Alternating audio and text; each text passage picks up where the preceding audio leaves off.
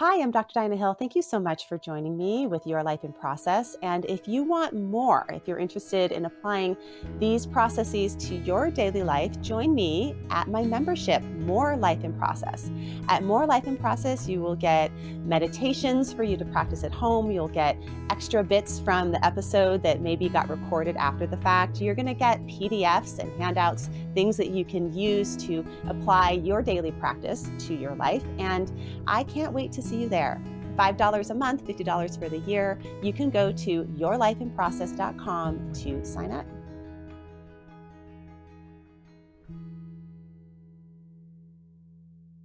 Welcome, Four Arrows and Darcia. I'm really glad to have you both together here. We're going to talk about this concept of kinship worldview and restoring the kinship worldview today. And actually how I came about your work was through Darcia's work. You were a speaker at the Compassionate Mind Foundation.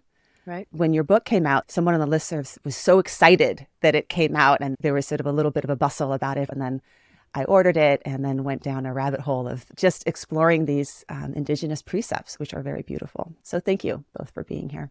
One place to begin is this concept of an Indigenous worldview, because just sort of identifying what that means, and certainly we can talk about you discussed 28 precepts in your book, but there's even more that you talk about as well. But what is an Indigenous worldview, and how does it differ from the dominant worldview that many of us are living in?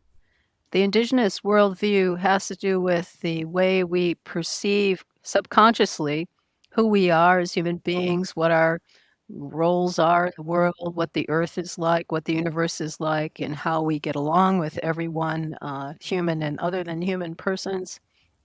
And it guides our perceptions and our decision making and our actions in all sorts of ways that we don't pay attention to. But it's sort of the water we swim in. And we distinguish it from indigenous ecological knowledge, place-based knowledge. That is something you learn through living in a particular landscape with intergenerational wisdom about how to get along and maintain that landscape for flourishing of the humans and the other than human persons.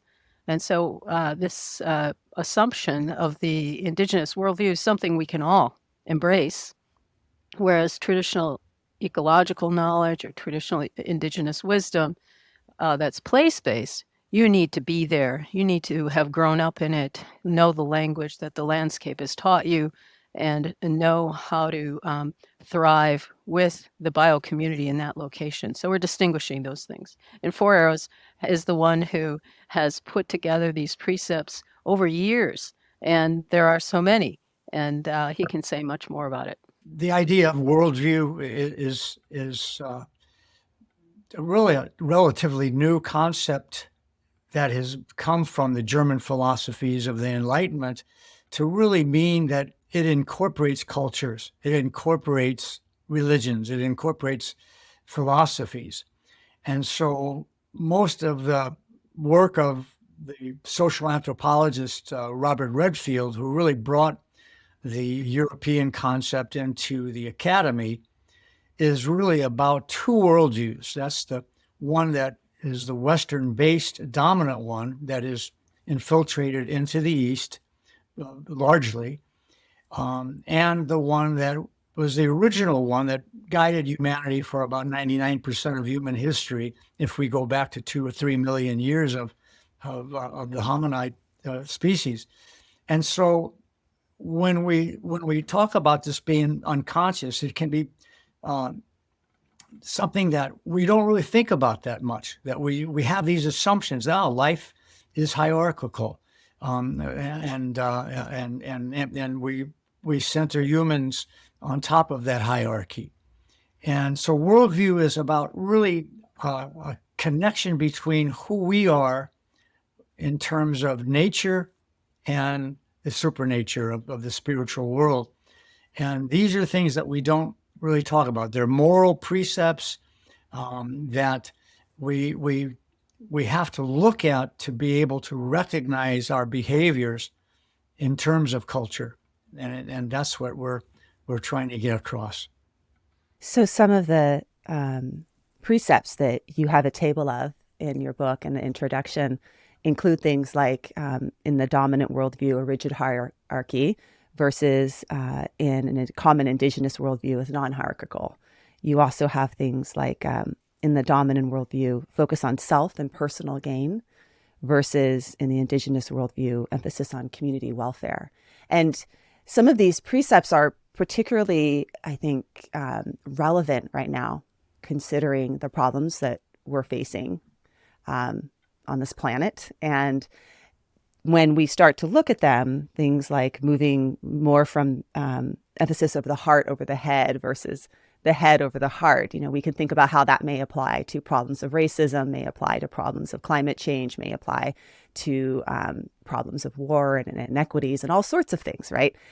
And one of the concerns, I think that even before we start diving into each of these precepts or a few of them, one of the concerns that people have, especially for people like me who I'm white, non-Indian, I don't want to be in a position of cultural appropriation, right? And so this is a concern that many people have. And For Arrows, you talked about a conference you attended, and there was concerns about this at a conference you attended, and how you responded to those concerns was really of interest to me. So can you address that even before we start to? Sure, and it's a good question to get your audience to right away open up and not be respectfully guarded about maybe I shouldn't be listening to this because I'm not Indian, right? And so it's a good question, and it's an important one. In fact, Indian country is divided in many ways about sharing information about indigenous spirituality, for example. Whereas Fool's Crow and many of the other really well-known and respected indigenous scholars of the past, they say people that don't want to share this medicine don't really know the medicine. And though misappropriation is a significant problem, and I totally understand my brothers and sisters who say, hey, keep this out of education because education is the place where the problem started, right? I think the idea is that indigenous people are losing these worldviews. I have a lot of Navajo students who over the years are getting their doctoral program at Fielding, who have told me 5 years ago, 70% of the Navajo Nation have really lost touch with these worldviews and lost the language and even lost the place-based knowledge that Darcia was mentioning. Now they're telling me it's 85%. And so if we know that the indigenous, our original nature-based kinship worldview, it's been proven sustainable. The largest study ever done that came out in May 2019 from the United Nations on biodiversity, 50 countries, 450 research scientists, and 15,000 peer-reviewed papers, says that the reason 80% of all biodiversity on Mother Earth is on only 20% of the landmass that's controlled by 3% of the population, which are indigenous people, is not a coincidence. It's indigenous worldview that drives that. And so this is something that we all have to remember, that we are all indigenous with a small I to planet Earth.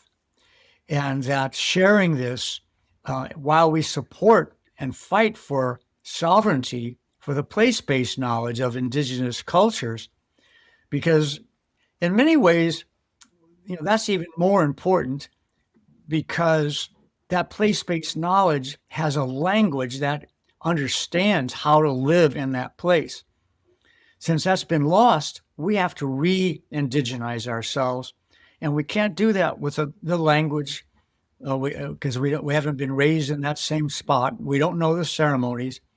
So the place for us to start is in re-embracing an understanding of our relationship to the cosmos.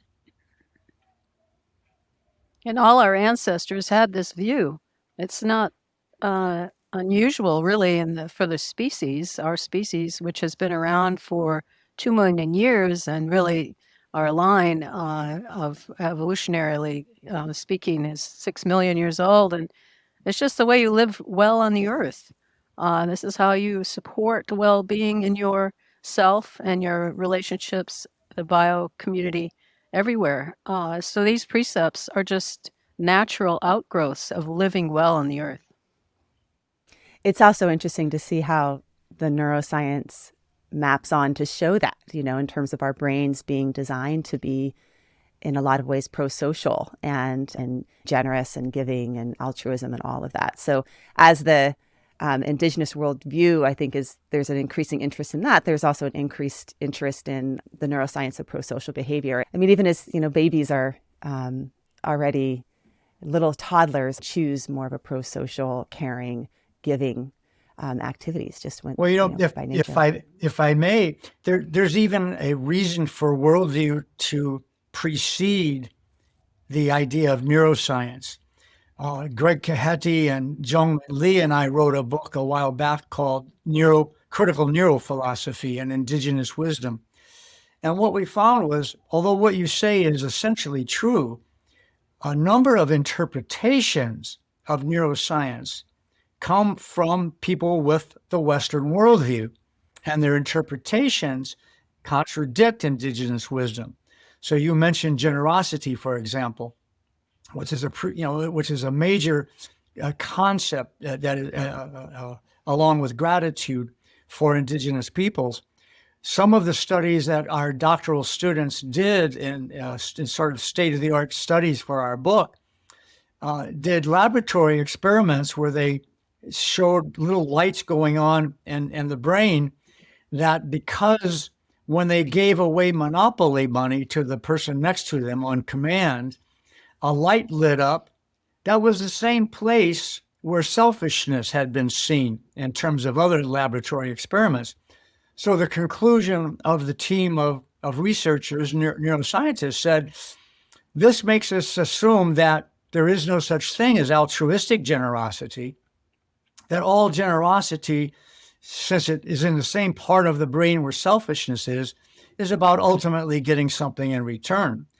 And so there were a number of things like that relative to other virtues like honesty. And Greg and I and Jung, we said, well, what are we going to do? The title of our book is Neuroscience and Indigenous Wisdom. So we changed the title to Critical Neurophilosophy and challenged some of the neuroscience that because this foundational unconscious worldview was guiding what they saw, instead of saying, well, maybe the brain is deeper than just where these lights are going on, right? Maybe there's something more complex that's going on.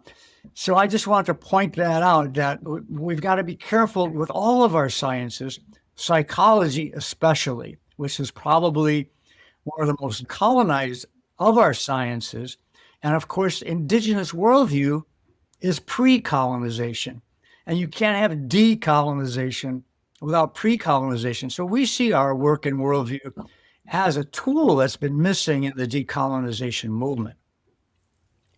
Well, thank you so much for that. Yes, Darcia, you want to add? Yes, I just want to point out that it's important to realize that what we're talking about are manifestations or practices, the way you live your life, not ideas, not a thought structure, right? I mean, in a way that's true, as for any practice, you have thought structures too.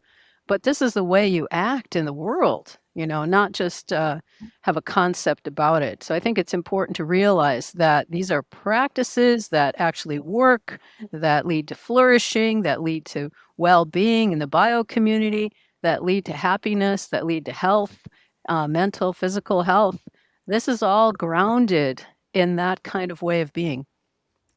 Each of the precepts that you introduce it from the perspective and voice of an Indigenous person. There's scholars, there's Olympic athletes, there's healers, all, just total diverse in terms of people's experience and backgrounds and the tribes from which they come from.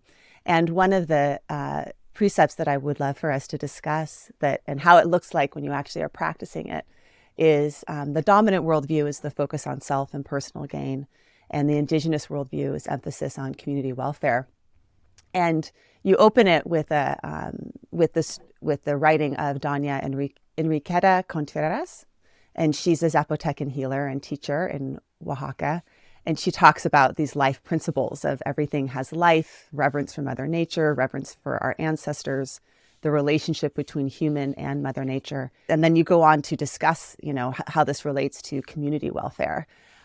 The two of you have a sweet back and forth in the book where you present the writings, and then the two of you go back and forth and talk about them from your different perspectives. So can we do a little of that on this concept of community welfare and Indigenous worldview?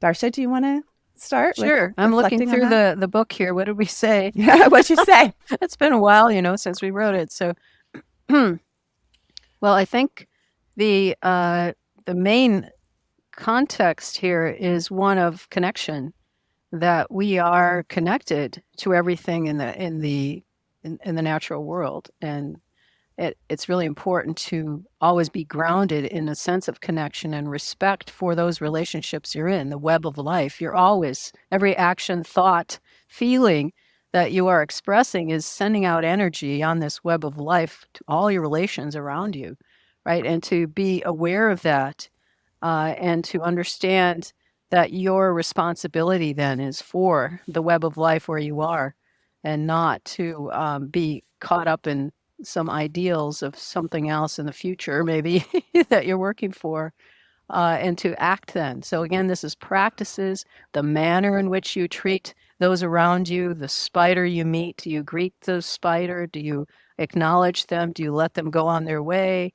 All around you, you have opportunities to be grateful, to be generous, to be welcoming to the life that is thriving around you. And you say grateful and generous, and that's, I think that combination of concepts is crucial. If you're driving down the freeway and you see this beautiful mountain vista as the sun goes down, and you want to pull over and just go, oh my gosh, how beautiful that is. With the Indigenous worldview approach, you're thanking the spirit world. You're giving appreciation for the beauty that you're witnessing. And this is what Indigenous traditional people do all the time. Almost every moment, there's something to be grateful for. Well, if you express gratitude, it's because someone was generous or something was generous to you in giving you this beautiful vision, or this wonderful food, or this wonderful friendship of someone helping you. Whatever that act of gratitude that you have, then you begin to practice that yourself as you do your thing in showing the beauty of who you are and showing your ability to help others. And so this idea of generosity goes hand in hand with this idea of gratitude, the two terms that Darcia mentioned. Yeah, I was really struck when I spent some time in the Sacred Valley of Peru, how much the words "Gracias Pachamama" are used, like before everything, before you eat, before you take something. It's just built into, like, a thanking of the earth is built into conversation in daily life, and a reminder of where all of this came from. So when you have that gratitude, maybe it changes your behavior too, when you feel grateful for what you're receiving. And on a related note is the concept of taking. 4 Arrows, you talked about a practice of going out into the wilderness and there being a tree and asking to touch the tree before you touch the tree. And I was doing a meditation recently with a group of people, and we were meditating on a flower. And then, can we just pick the flower and bring it back to the group after we're done meditating?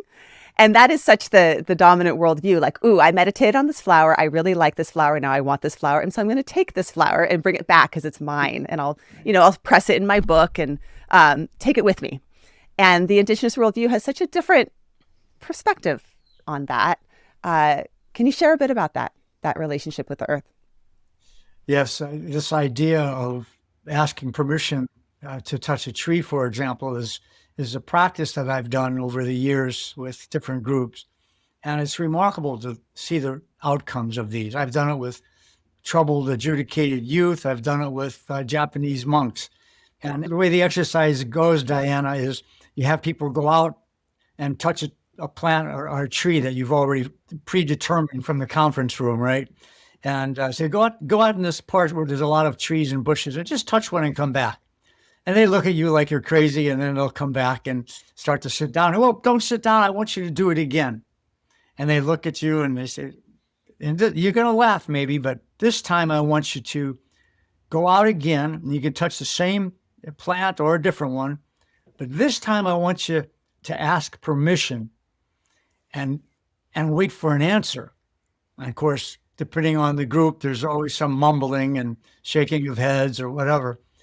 But remarkably, and I've done this so many times, when people come back and they report out as to what happened, the unexpected stories are amazing. And always there's someone with tears in their eyes.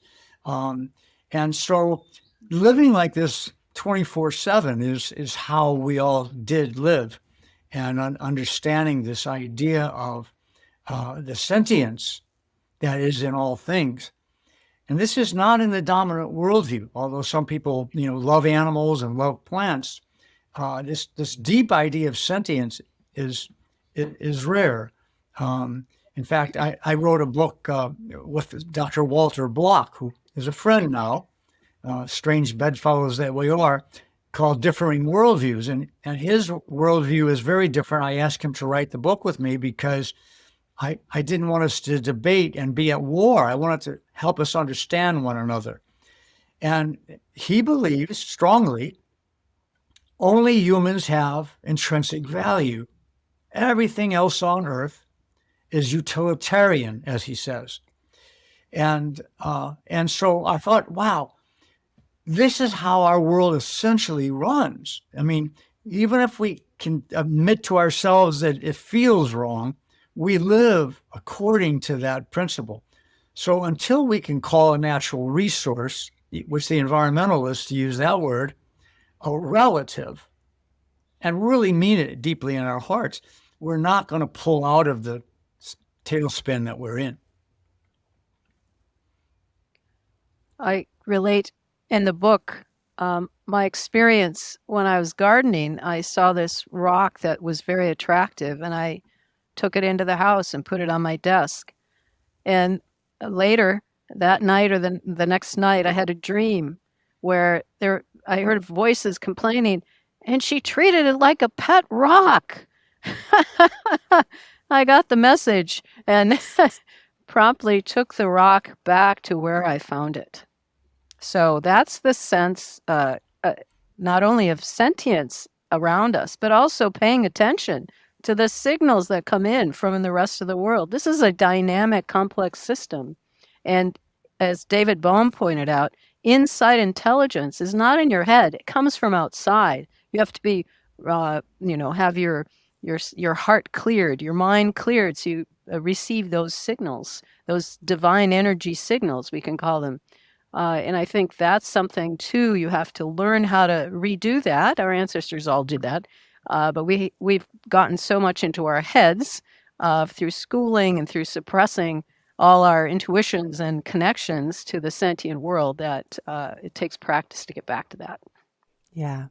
And time and nature, When I was with the Kogi Mamos in Colombia last year, they have a 19,000 foot peak that was never accessed by the conquest of the Spaniards, and so they still live in that traditional way. And I had the privilege of going up into the mountain, and on the way down, our guide was with his son, and I think the son was maybe 6 years old. It's a long climb, many miles. And as we were coming down, the little boy saw this very interesting stone, maybe the size of a fist, along the trail, because the pathway is very narrow going up this mountain. And he bent over to pick it up, and in the Kogi language, the man said some words to him very softly, and the boy very carefully put the rock back right where it was and kind of made sure it was in the right angles and everything.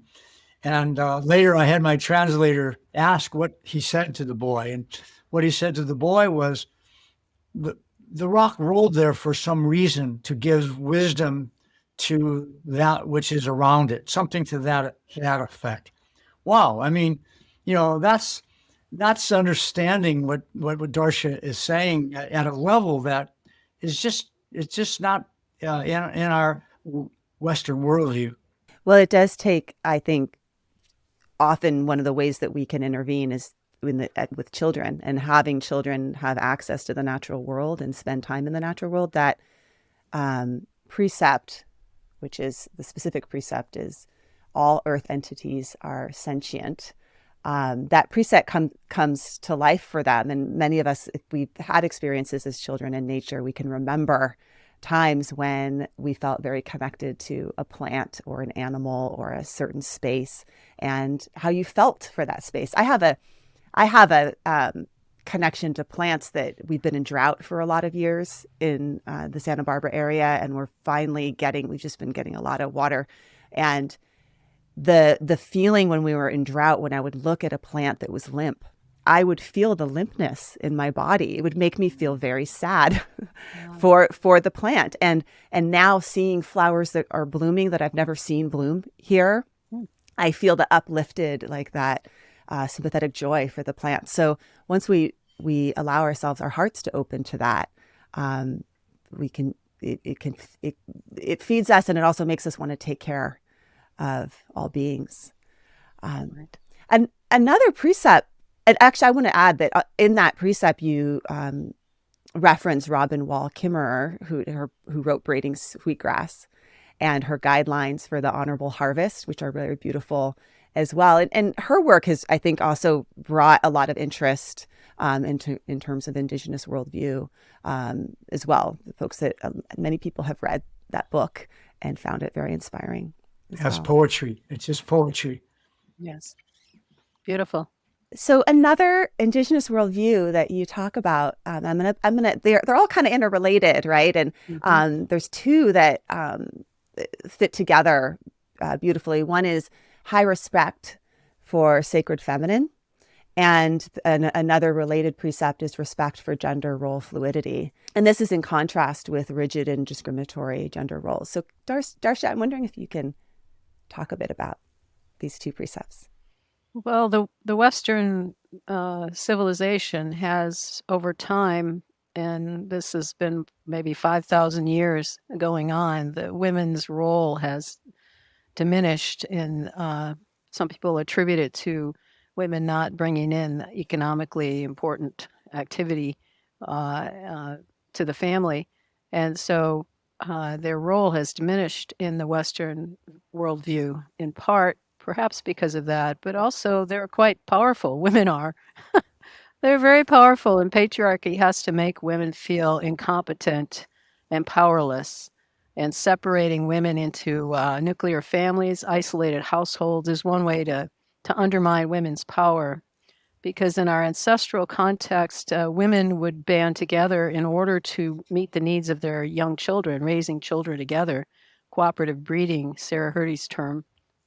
But this cooperative child rearing required a lot of calories, which necessitated hunters to get meat. At least this is the radical anthropology view. And so women banded together to control the sexual inclinations and activities of the men in order to get them to bring meat. And then they could have the, sexual liaisons. And they followed the moon and the full moon and the dark moon, and had various painting in red so you couldn't tell which woman was menstruating, for example. All these techniques that are found across the middle of Africa, where our ancient civilizations come from, our ancient ways of being. So I think what we've lost is this sense of the mother-centered way of raising children and being in community. Very important that children have their needs met. I write about this a lot for the neurobiological structure of their brain and body. And when they're undercared for, all sorts of things go off kilter, and they're less less social, less moral as a result. So I think we need to get back to understanding that gender, femaleness is kind of central to having a good life and a community that thrives. Again, it's back to understanding ourselves as fluid beings. We can be one way or another, more male, more female in this moment or that moment, and the freedom that comes with accepting everyone for who they are as they come. You write about the difference between patriarchy and matriarchy, and that the term patriarchy is associated with male domination, but matriarchy is not about rule by women, but rather egalitarian freedom for all genders. And I really like that distinction, because I think it's even the word itself can be conceptualized differently when we're talking about matriarchal societies. Four Arrows, do you want to add anything to this precept? Well, I mean, there's not a coincidence that most of the pre-contact cultures were matriarchal, and certainly all of the peaceful First Nation pre-contact were matriarchal. Even today in our most sacred ceremonies, Lakota Sundance, the women do not pierce, men do, because we keep forgetting these responsibilities that women have intrinsically. That they already bleed, they already give labor, they already nurture, and so that wisdom has always been present in indigeneity, and the histories of this are very, very, very clear, and that diminishment of women in the world is part of the reason that we don't take care of Mother Earth. Beautiful. Okay, competition. This was another fun one in an interesting conversation. Well, that's because I hear you're quite the athlete, Four Arrows, when reading about some of your, and I'd love for you to share a little bit about your life, because you have a fascinating life.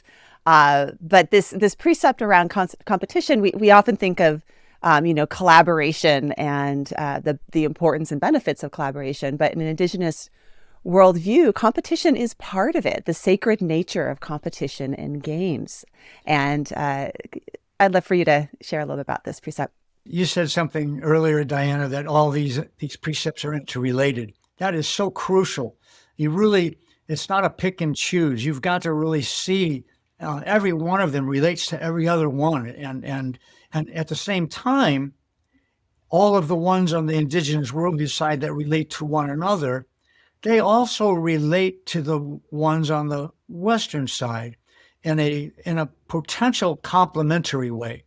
So I don't want folks to think that the one side is absolutely wrong and the one side is absolutely right, because you can't have a mountain without a valley. And there are these continuums. For example, the hierarchy of Lakota does occur during buffalo hunts when someone is named, but it doesn't for the rest of the time. So this interrelationship is really important.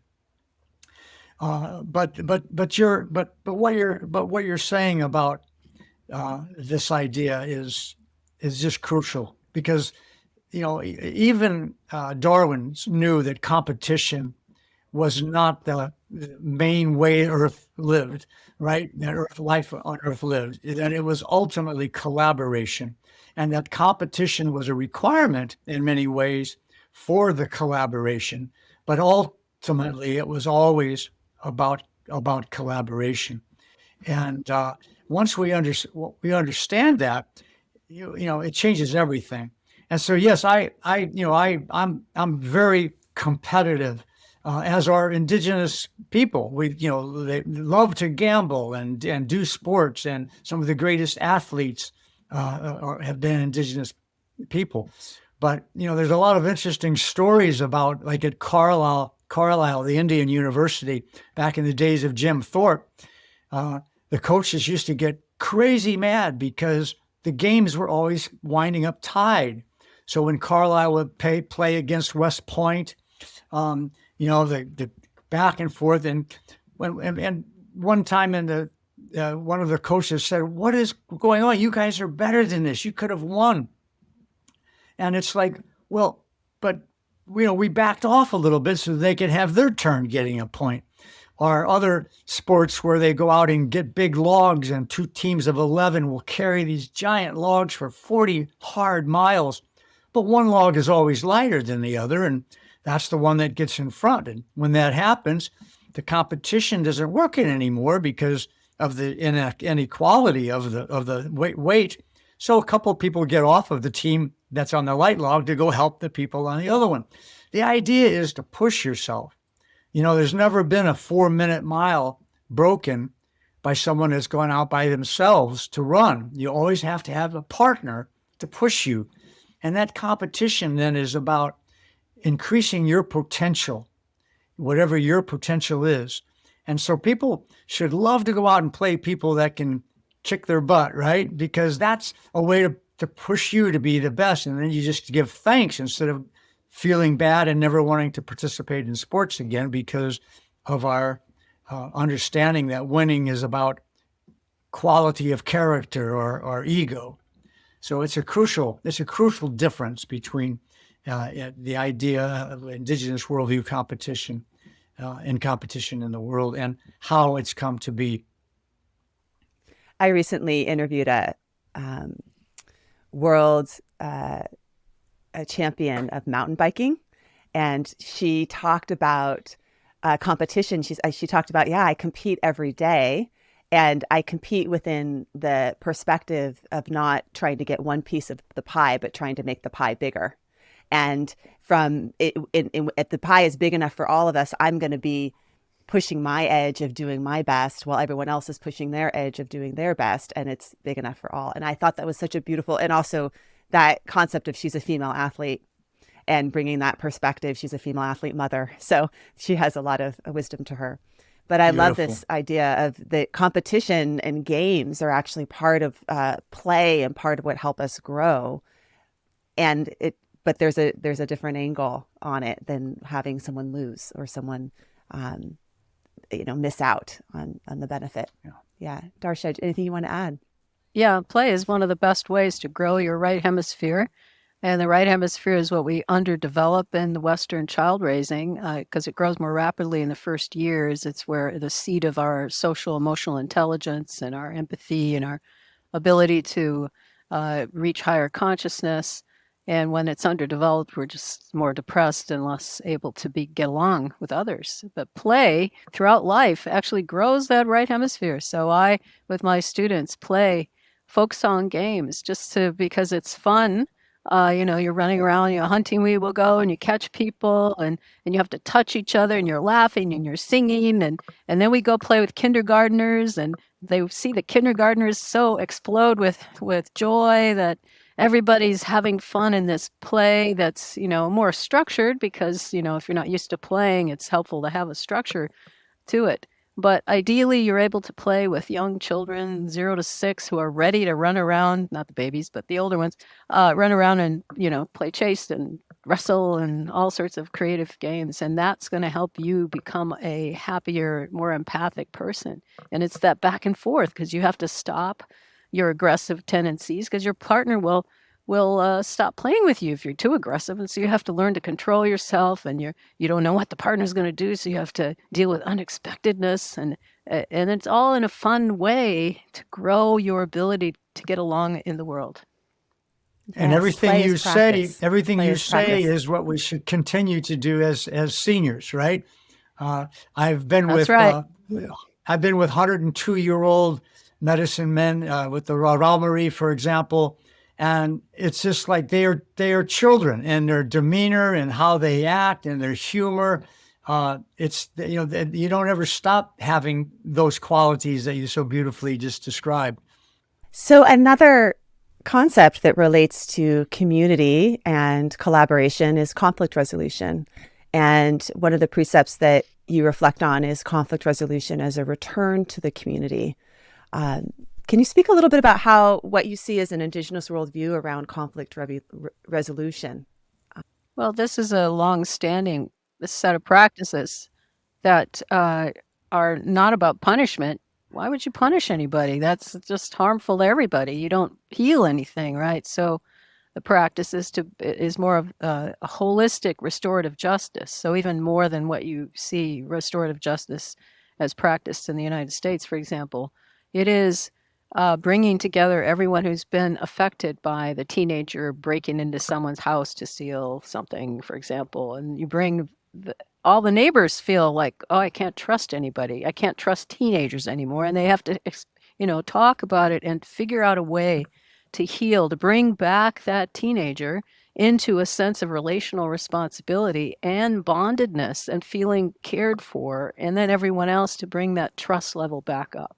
So the restorative justice is about, in this holistic way, is about mending the fabric, the social fabric, so it doesn't, increasingly tear bigger and bigger holes. And when you don't do that, you've got bigger and bigger holes and more distrust.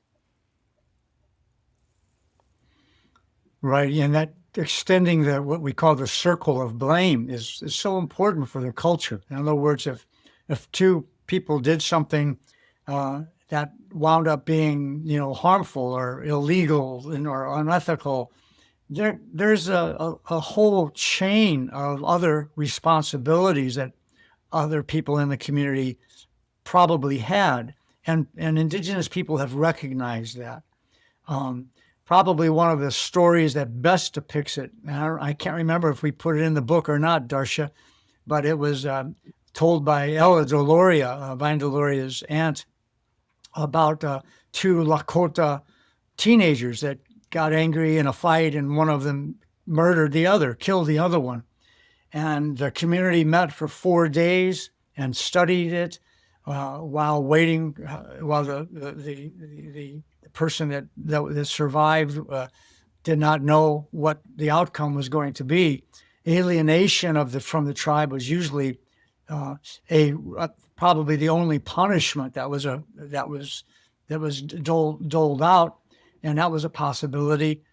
But instead, the decision of the community was that the family of the deceased boy adopt the child that killed their son.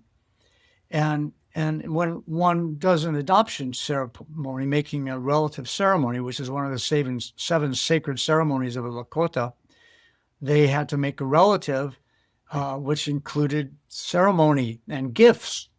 So if you can imagine, your son was just killed by some angry person, and now this person you're giving gifts to and you're doing ceremony with to bring into your family. It's a pretty extreme example of what we're saying. And of course, the outcome was that this young man became one of the great leaders of the Lakota. And you contrast that to what would have happened had he been beaten or put into prison, or if, of course we didn't have prisons, but you get the idea. Mm-hmm. Well, you're changing the system and the context for that child, and then the child has the opportunity to change within a changed system and context. This is, I think, very much one of those basic principles of, I know psychology has a lot of things that are problematic about it, but one of the basic principles of psychology, the fundamental attribution error, which is the tendency to attribute things to the disposition of the individual and neglect the context and the system that's playing a role. And just that nature of bringing this child in and creating a very nourishing environment for him is maybe what could help him change, as opposed to putting him in a really, ostracizing him, putting him in a toxic environment or a jail or whatever. So that's right. Beautiful. And what courage for that family to do something like that. That's incredible. What are there principles of conflict resolution that, when we think about putting this into practice? All of these are, I'm envisioning people, okay, go ask a tree and go do that. Try that today. That's something that, go ask a tree before you touch it. Go ask a shell before you pick it up from the beach, But what would the core principles of conflict resolution look like that people could put into practice from an Indigenous worldview? Well, that there is a larger circle of understanding the incident, that people are brought in to dialogue about that, that the idea of gratitude and forgiveness are brought into it. That just fundamental kind of common sense relative to the degree of the situation, as to what dangers might, certainly there are today individuals who maybe would continue to be dangerous, and so those things we have to make these compromises from a worldview that we once had because of the environment that the new worldview has given us. But we can work toward doing this in much better ways. When we look at right now, the prison systems, for example, are based on profit. And the numbers of people that are in prison for nonviolent crimes is outrageous, right? And so we have a lot of work to do, and the principles are not that difficult to put into place if we were able to overcome these other worldview precepts that we could name. So I can go through what we put in the book about conflict resolution, what this kind of areas to think about are, and one is a focus on spirit. So don't just look at the person as a individual isolated, but they're in relationships, right? And so there's ruptured relationships going on when there's a disruption, a crime or a delinquency. And to understand that the healthy person is about having good relationships, healthy relationships. So something has gone wrong. The group has to be healed, not just the individual and the individual harmed, but the whole group has to be involved in that healing, and to pay attention to the heart-centeredness of a person. Something went wrong there, that they acted out in a way that was harmful. And to understand that you don't always have to talk about things, right? In Native communities, just being in the natural world and letting the land heal you, being with animals, horses, and such that Four Arrows has used in healing practices. I think we have to just have a broader sense of what the options are and use what works with that particular individual, because everyone's different, right? So, but the group has to be healed as well as the individual. That's beautiful and really relates to the last precept that you write about, which is the emphasis on heart wisdom over head wisdom. And I'm wondering if we can close on that, talking about heart wisdom and what that means. And it was interesting when I was reading that article, you were referencing a paper about heart rate variability and wisdom and self-distancing. And I looked up the paper because I looked at your references and then looked up the paper. And it was a paper written by a colleague of mine, Joseph Sorochi, and how this understanding of, like, it's at the physiological level of our heart rate variability is connected to our well-being. And then this concept of wisdom, which is almost like a much more open-minded wisdom, the ability to have your mind be changed. So yeah, let's close on that. Heart wisdom. What is the Indigenous worldview about heart wisdom?